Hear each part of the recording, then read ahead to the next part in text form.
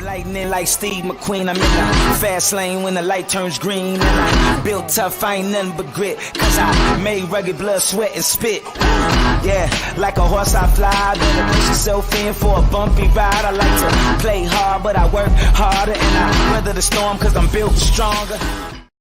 All right, ladies and gentlemen, we are back. We are live. It is the Freight Coach Morning Show, the top morning show in transportation, coming to you guys every single weekday, 8:30 a.m. Pacific, 10:30 Central, to break down some industry headlines and, most importantly, provide some actual insight into what you can do with all of this information. If this is your first time tuning in, welcome. This is the real side of freight, ladies and gentlemen. And what do I mean by this when I say this? I mean that because I only speak to transportation professionals on this show, as well as my twice-a-week long-form podcast, because I want to put the right information out there from the people who have done what you're looking to do or who are currently doing what you're trying to achieve, so you can take that, apply it, utilize it, and see a meaningful difference in your business, in your life. It's one of the many, many reasons why I probably fly this American flag behind me every single day.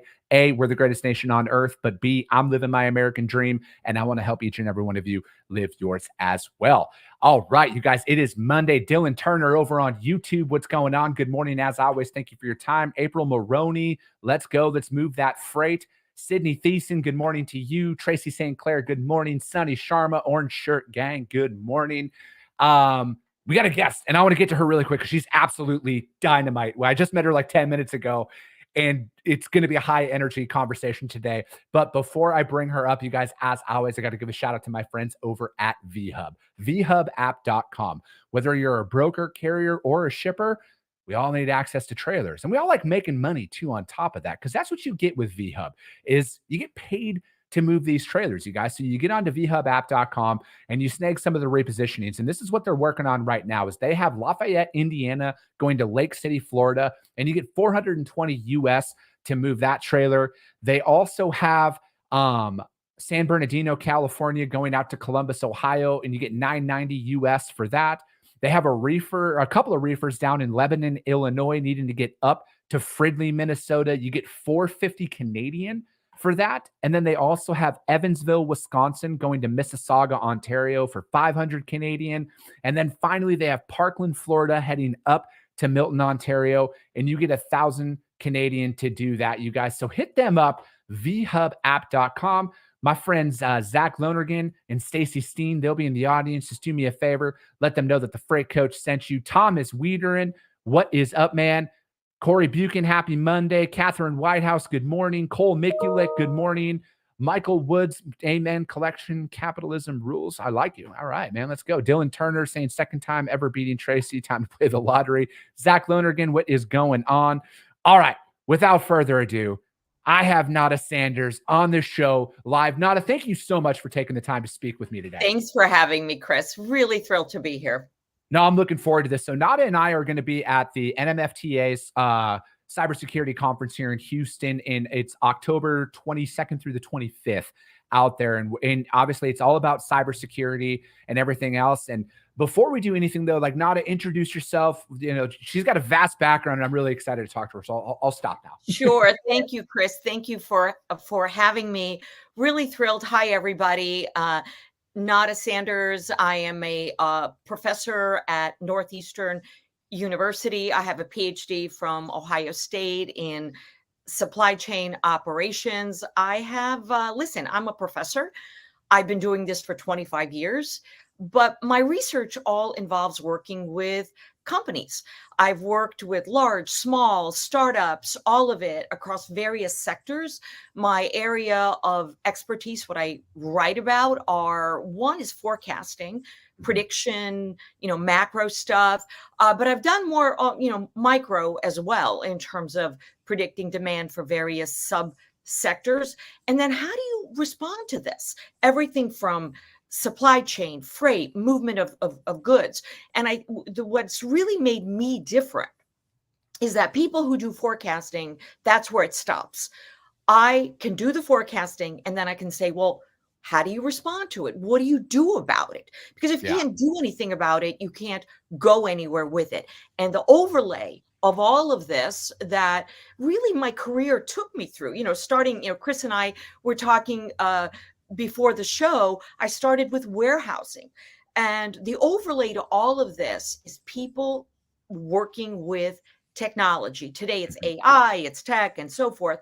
But when you look at what's happening today, and really through the years that I've been doing it, it's people and technology. We just seem to have more technology now. But as you're going to see, as we talk in the show, Chris, it's going to come back to people. Yeah, no, I'm right there with you, Nada. And I think because I'm all about technology, right? Like I really am. I personally think like 95% of my day should be automated, but what you can never automate is that people portion that you're talking about. My customers need to speak with me. They don't need a bot. They need to, like my drivers, they need to speak with me. They need to speak with my team. And I think that at the end of the day, that's what's crucial about the success in this industry is it's leveraging both, right? Because as an entrepreneur myself, my big focus this year and now for the time forward is how do I get my time back? How do I buy my time back? What can I do to free that up so I can actually focus on growing my company? Because as a business owner, I have to not only work in my business, but I have to work on my business because I have to level up. I have to look at those emerging things that are out there to help bring a better customer experience to the market. Yeah, I think that's the part that is missing. Now, I will tell you something. So, I've been doing this ongoing research where I talk to executives, managers, CEOs. I actually just came off of the latest cycle of it this past summer. And what struck me in all the interviews with all the hype going on with AI, and I'm telling you, there is so much hype, and it's a problem. It's a problem. I'm going to tell you later why it's a problem. But every single one of them, Chris, more than ever said to me, now with all the technology that we have, the key is relationships, building those with your shippers, carriers, partners across the board more than ever. So yes, you use the tech to automate. And we've done it. I mean, all of us have done it from spreadsheets to, our smartphones, all of it. But we cannot forget it's building that one-on-one trust, all of it. And I think because of the hype, it's more important than ever. I think people overlook it, but there's some parts to it that I think are kind of easy to miss. And in order to build those, you've got to know your industry. Yeah. And what happens is what we're seeing, across various sectors is people going, well, automate, but you got to build a path for people to come up the ranks to really learn the industry. So they know what's going on. They can tell the hype from, the fake stuff from the real stuff. And that's a problem. Yeah, I'm right there with you. I think that there's going to be two, because I personally think that the companies who fully adopt an all-out AI solution, I truly feel like they're going to fail. If they're going to automate their customer service, if they're going to have an AI customer service, sales staff, all of that, I truly feel that they're going to fail. Because at the end of the day, people want to do business with people. And I think that leveraging an AI solution for some of the menial tasks, right? Because as a person, I can't build 15 loads at one time, right? AI can. I can't respond to quotes or let people know what's going on at all multiple times. I need a solution to kind of help with my back office because human error is a part of it. Not saying that technology is fully, 100% on point, but there are tools out there to help me more efficient in my job, but I will never, ever, ever, ever automate an inbound phone call. For example, if somebody calls my company, they're going to get a real human being on the phone every single time. And I think that is where there's a massive breakdown because there's people out there. And again, do what you want. This is America. You can create your own company and do what you see fit. I don't believe in full out automation. I truly don't, because I know, and Dylan Turner brings up a good point here about being proactive and reactive out there. A customer, if there's a delay, if there's an issue with the shipment, a customer needs to hear from Chris or Dylan or whomever the sales rep is calling them, not an email. Because when you remove that human element from things, you truly to be honest, people stop caring, right? Because they're not there, right? 100%. They're not invested in the equation anymore. So who cares if the 100%. load fails, if the customer fails? That's what I think people's natural progression is, because it's the path of least resistance. Absolutely. And, I agree with you 100%. And it's kind of, what I'm going to be talking about in Houston, Yeah. because listen, I'm not going to go, I don't give talks and go to, in Houston as well, where I'm going to go and say, oh, get this and that.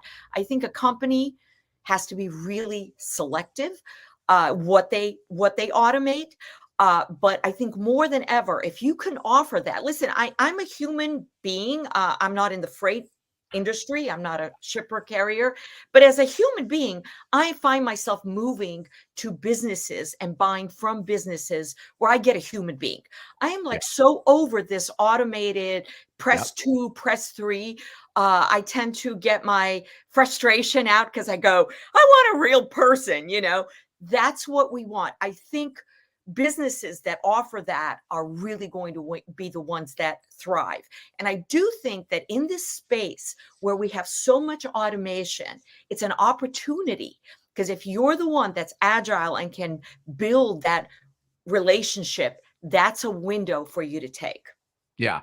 Do you think that that's how people can, I mean, because, another thing with automation and AI is replacing humans at jobs and everything. Talk about that right there, because I think that is what is going to keep people gainfully employed. Is there is going to be a large portion of companies out there who don't fully adopt it. They need those people who can effectively communicate in those positions. And so, what are your thoughts on that? Lots of thoughts. So first of all, I think that a lot of companies are making a big mistake by laying off people that have experience, that are a little bit older, saying that I'm going to replace these jobs with a bunch of kids out of school, if you will. They're cheap labor. I think it's a huge mistake. Stuff is going to happen. What stuff? I'm always saying this on various shows. Just look around. There's something is going to happen. We've got the UAW strike. We had COVID. We got all kinds of stuff. You need people who have experience, who've been doing this for a while.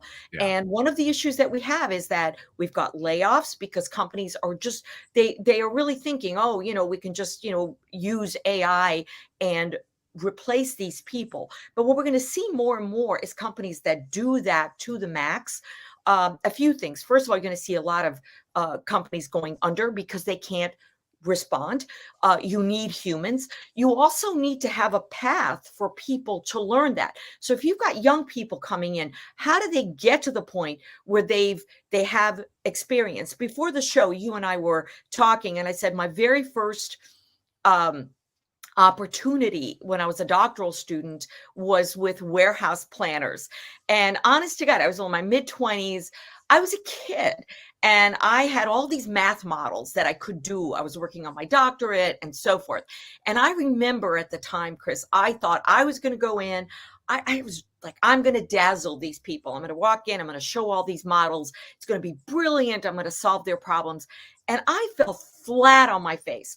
I look back and I go, kid, you were just silly, because you go in and you realize how the business actually works and all Yeah. the little nuances, and even data doesn't, things happen. These warehouse planners know how to respond. They know what's, a false alarm and what's real. They have years of experience. So back to what you were asking me, if companies don't create a path to make sure that these people are in the business learning, you're going to see a lot of companies go under. And more, you see these AIs, they fail, they hallucinate, as the term is. They make stuff up. They don't know. They work off of historical data. But if you look today, historical data, it's moving so fast. The Yeah. last few years, we got 2020, 2021. Those are really atypical years to use as real data. You've got to know what's happening in the world. Yeah. Zach has a good question here. What do you recommend for non-tenured workers who are still cutting their teeth in the industry? And I think that has something to do with, like, how do you combat that, right? Like, because if you're out there, I mean, if I was, again, I work for myself, right? Like I'm not going to take a W-2 from anybody ever again for the rest of my life. So, but like for me, how do you, right? Like, how do you compete with that out there right now for those companies? And, from my response here, Zach, is there are going to be a lot of companies who will not fully adopt AI. They will leverage it to a point, which I think that's what the beauty of technology is it is leveraging it to a point to give your Yes. team a special set of skills to help enhance everybody. My companies, I will never fully automate anything because I believe in the human to human interaction. I think, though, that you will see that growing more and more because what Nada's bringing up here, and then what Steve Hunt here says in his comment, I think is going to be a major, major concern for a lot of people here is there will be a point of no return where, he says AI, you won't be able to tell the difference if you're being able to talk to a human or not. Watch AGT, Simon Cowell sings Elvis. AI is on the edge of not being able to be detected. I think that's a massive problem. And I think that there is going to be two camps here. I truly do. And I think it's going to be growing more and more. And, I listen to Andy Frisella a lot. He talks about this a lot out there on his podcast on the Real AF. And the problem with AI is people that they're going to go back to American companies, right? Like that's where people are going to want to back to the brick and mortar and stop buying stuff online. They're going to want to go in and talk to the, like I go to the same bank, I go to the same gas station. Yes. I like talking to people. But I think that that's going to be growing more and more because again, you can only automate so much because I love talking with people. I don't want to talk to a bot. Do you know, I mean, I think a really good example in terms of how this plays out. I was at CVS the other day, automated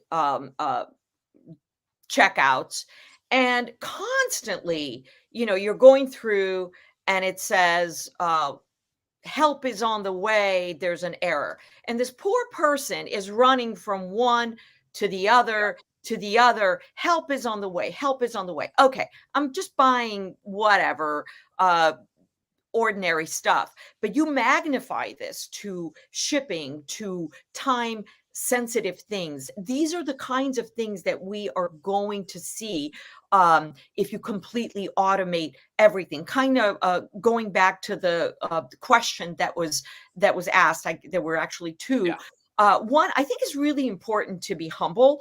And I really mean that, guys. I really, really mean that. When I say humble, and I was telling Chris before the show, I've been doing this for a long time. I've worked with hundreds of companies, again, big companies, small startups, you name it. And the thing is, I'm at a point in my career and experience where I can call BS. I don't know everything. You never know everything. And I know at this point what I don't know. And the moment somebody starts telling me they know everything, I can call it. So I think it's important to go in with the idea that you're learning. This is a journey and you're always learning. Move fast, pay attention, learn. Don't go in thinking you're going to have the answers. You're not. And I think if you learn and if you accept the fact that you've got to be innovative as a person, not just the company, but you as a person, your own skills. And this kind of coming back to the second part that was brought up with Simon Cowell and all of it. I think, Chris, and I don't have the answer yet. I'm kind of working on it, but we've got to really go back to a lot of human skills, the kinds of things that, the old fashioned intuition where, because while I agree with that, listen, I've played a lot with the Chat GPT and Bing and Bard and all of it, but you can tell if you're a human being after a while, it's not what is said, there's an intonation, there's a cadence, there is a rhythm to the way communication is done. And yes, I know that that's going to get better and better with AI, but I think as humans, we are also going to have to go back to the more of those real human skills where we employ all our senses, the kinds of things where we connect with partners. And I think that's going to be even more important. Yes, and that to me is what you had said about knowing that you don't know everything is powerful. That's the only thing I know is true in entrepreneurship and business. Is I don't know anything, right? Like, yeah, I Right. have a base level understanding, but like I can't ever go into a situation thinking that I've got it all figured out. That will cost me customers, that will cost me money, that will cost me growth in my company and everything else there's a big difference between having that confidence factor of like, no, I've been here before. This is how we handle a situation, as opposed to a theory of what you think you would do. Like people need to, back to the social skills, don't overlook the value of the build, right? Like I had put a post out there this morning about like people need to just start, right? Because that's where the real perfection is in the process of building and learning and becoming stronger and more decisive in your abilities and everything else. Like that's where all the fun is. As uncertain as Yes. this journey has been from an entrepreneurship standpoint, I am so much better as a person today than I was 3 years ago because of the adversity that I have gone through to get me here. And I know that what I'm going through now is preparing me for an even greater achievement that is yet to be seen down the road here. But so many people want to skip that. They think that there's like a route that they can take, but it's like that might get you some short-term gains, but you're going to get steamrolled by the real players in the world.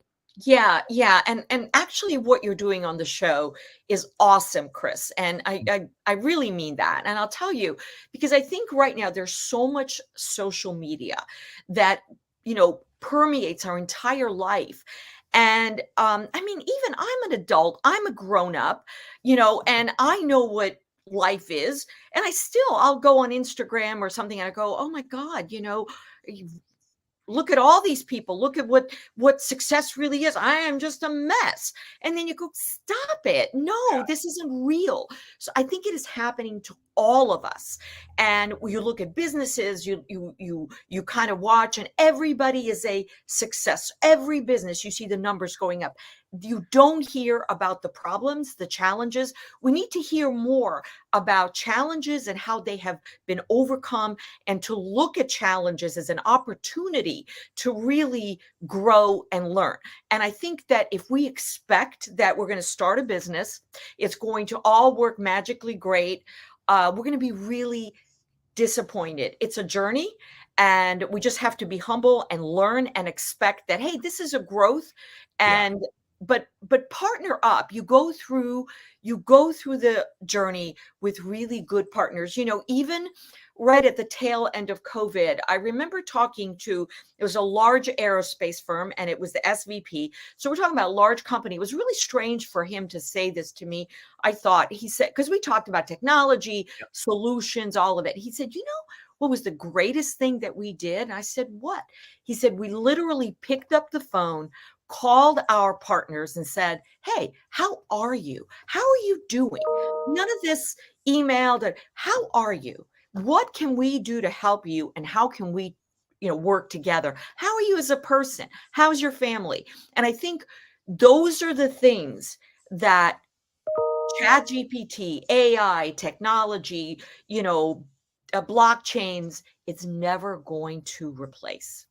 Yeah, no, I'm right there with you, and I think more and more people are gonna want to get back to that. I truly do. I feel like I that agree. sense of community and everything else. Like, because I'm from a small town in northern Wisconsin, right? I'm from a town of 1,800 people. We got one stoplight, a Dairy Queen that's open 6 months out of the year. The prototypical small town, and I love that lifestyle. Right? I don't like everything about small town living because I like the convenience factor of, living close to an airport and all those other things, but that's just conveniences. But I think getting back to that is where the next great companies are going to come from. I truly do. They're going to be the ones that are leveraging the tools that are at your disposal, but keeping the personal touch on there about what you said about calling and talking to people and having an actual conversation. Those interpersonal skills that just are obsolete in society now because everyone's walking around fucking staring at their phone nonstop and everything else. Like I having a agree. conversation with somebody, I think is the next $1 billion gold rush, being able I to agree. actually talk. I absolutely agree. And I think it's also really like pushing this onto people to do a lot less of that. Now, obviously we have to acquire technology. We have Of course. electricity, right? I mean, you can't go, primitive as a company, but you have to be strategic. And I think the biggest mistake for companies is there's just so much hype. There's just so much hype, and everybody is sort of shell shocked. Well, what do I need? What do I get? And then you've got the vendors that are selling you stuff, and you're trying to figure out. And I go back to basics. And I tell companies, what's the basics that you need? Don't go for this, shiny object out here. Go back to the basics. You got to acquire the basics, but you have to understand, what is it that you need? What are you trying to solve? What's out there? You got to hold on to cash, because we listen to what the ability is. You and I, we all see this, this is what companies are doing.